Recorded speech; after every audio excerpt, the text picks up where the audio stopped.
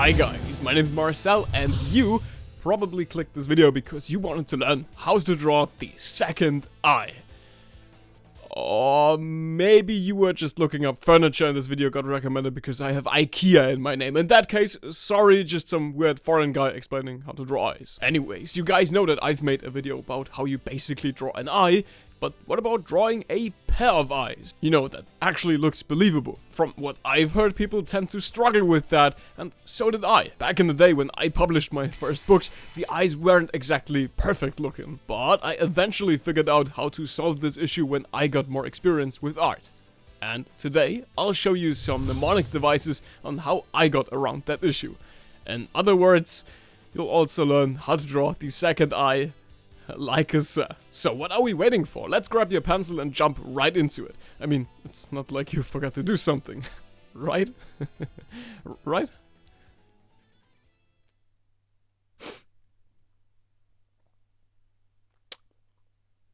I can wait here all day, motherfuck! There are mainly three ways that you could screw up drawing the second eye. Mainly the wrong size, the wrong placement, and also misplacing the iris. So why don't we take a look at how you can avoid these three mistakes. Now, just that we're on the same page here, it's never a good idea to draw detailed eyes right away. That's like the first beginner mistake you would want to avoid. Because if you're done drawing one detailed eye, it's gonna be pretty hard to replicate the exact same thing from scratch right next to it. You know, with the exact same height, placement and look of the iris. But if that's not the way to go, what is the right approach then?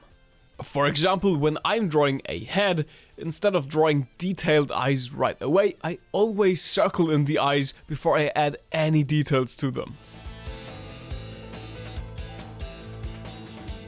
This way I can check if both of them are the same size and also, and that's something people really struggle with, if they are placed correctly. As you can see, that's the perfect way to tell if your eyes have the correct dimensions and also the correct size. And from there on out, well, you can continue just like you usually draw eyes, because now you can be sure that the size as well as the placement of both eyes is correct. Now, maybe you're able to draw a pair of eyes from an easy perspective, but what about drawing both eyes from a more difficult view? I admit this can get pretty hard because the second eye is always getting smaller or bigger or misplaced in any way. So yeah, this ain't so easy anymore. But don't worry, because this basically works the very same way as it did before. Doesn't matter what perspective you draw in. You just always need to draw your guidelines from one ear to another in order to get the eyes right. So you have to think a bit in a third dimension here, but it's usually better than working without any guidelines at all. And from there on out, well, the same procedure as last time. Your guidelines already tell you how big the second eye needs to be.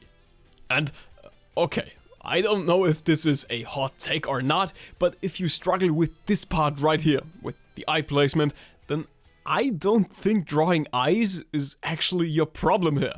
I know. I think your problem's actually drawing faces in general. If you're able to draw a well-proportioned face with all the adequate guidelines, drawing eyes shouldn't be so difficult anymore because you just need to follow your guidelines. And that's also why my personal sketches are rather clean, because I only have like 3 or 4 guidelines that I'm using, so I don't really struggle with filling in the gaps. So, just in case you still struggle with face proportions, I've made a video about drawing a face along with the necessary guidelines. And also drawing a face in different perspectives, including the eyes. So yeah, maybe these could help you out with understanding the guidelines you need in order to draw a pair of eyes. The videos are linked in the top right corner, as always. Now, back to drawing eyes, because a problem you might have specifically when drawing a pair of eyes is to make them look into the same direction. Don't worry though, there's a simple trick to solve this problem. Let's just say this pair of eyes is supposed to look directly at you, the viewer. What I'm drawing now isn't the iris, but rather the pupils. Just make sure these pupils are looking directly at you. You could also take it easy with retrying this part, because erasing this tiny dot won't do a lot of harm to your paper, so don't worry about adjusting things. And yeah, I know this pair of eyes looks scarier than any Dark Souls review on Steam. But of course, it's not going to stay like this. Since your pupils are looking into the right direction already, you just need to add the iris around it and maybe, if you want to, some highlights. And now you can be sure that your eyes are looking into the right direction. And yeah, this works with any perspective out there. Doesn't matter how extreme or difficult it is. Just check if the pupils are looking into the right direction, and you can be sure that the rest of the eyeball's gonna be correct as well. I don't know if anyone else besides me is using this trick, but not gonna lie, I'm kinda proud of this method, since it works so well. I've been using this method for drawing eyes non-stop, and it did not fail me yet. Wait, hold on. How did you figure this out? You don't have any eyes yourself.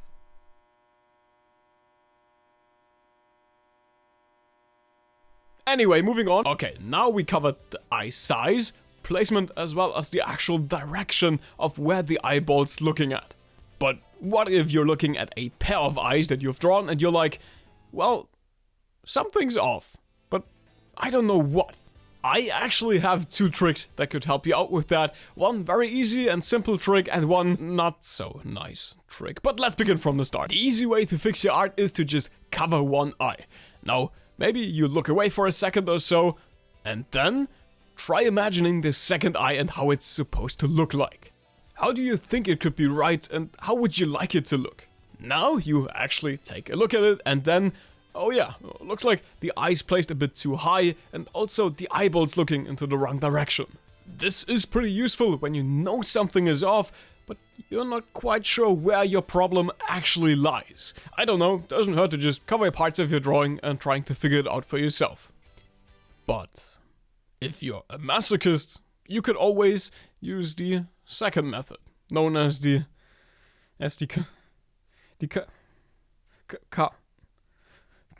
canvas flip. So, let's say you're pretty happy with your drawing.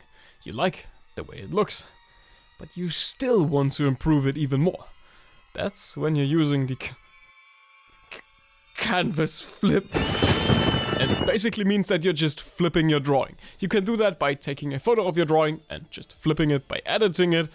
Or if you're a digital artist, there's probably just a button for that on your app. Because doesn't matter how happy you are with your art, as soon as you flip it off, for fuck! Why did I have to do that? Now I can't unsee it anymore. Great. So yeah, if you want to actually see every tiny mistake and not only the eyes, but your whole artwork, feel free to use the canvas flip. Just shut up already! So yeah, you're basically good to go. Just don't forget, these are the 3 most important things you want to keep an eye out for.